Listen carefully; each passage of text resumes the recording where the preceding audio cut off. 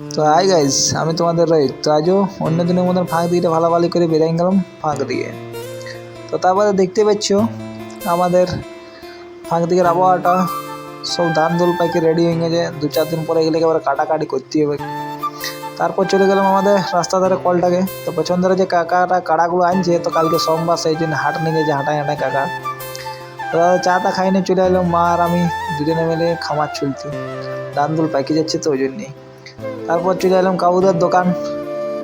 দেখতেই পাচ্ছ জিনিসপত্র নিতে আলু পেঁয়াজ তেল তুল নিতে চলে এলাম। তারপরে মুখে একটা করে সবাই গুটকা খাই নিয়ে রাস্তায় আস্তে আস্তে করে হাঁটতে হাঁটতে চলে এলাম ঘর দিকে। রাস্তায় হাঁটতে হাঁটতে দেখলাম চারধারের ধান পাকিয়ে গেছে, শুধু আমাদের বলে এলো। দেখতেই পাচ্ছ সব হলুদ হয়ে গেছে। তো আর গাঁ থেকে এসে নিয়ে দেখলাম আমাদের বাচ্চাগুলো খেলসান বানাচ্ছে নিজের নিজের খেলার জিনিসগুলো, হাঁড়ি কড়াই তোড়াই ওদের প্রদীপ মদীপ খেলার জিনিস সব কিছু।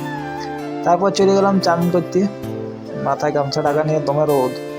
চলে গেলাম চান করতে। তো চান করে এসে নিয়ে খাওয়া দাওয়া করার পর দুপুরে ঘুমাই গিয়েছিলাম। তো অনেক লেট হয়ে গেছে ঘুমাই উঠতে। তো মাঠে আসতে অনেক লেট হয়ে গেল। তাকে দেখছি সবাই বসে আছে, বসে খেলা দেখছে। তো আমার আসতে লেট হয়ে গেছে, তাকে খেল চালু হয়ে গেছে। তো আজকে পাশের গাঁয়ের ছেলেগুলো খেলতে এসেছিলো, কানোয়ার ছেলেগুলো। তো আমার আসতে লেট হয়ে গেছে, তো জলদি বুট টুটগুলো পরে নিয়ে সাইড করে রেডি হয়ে ফট করে নামিয়ে গেলাম খেলতে।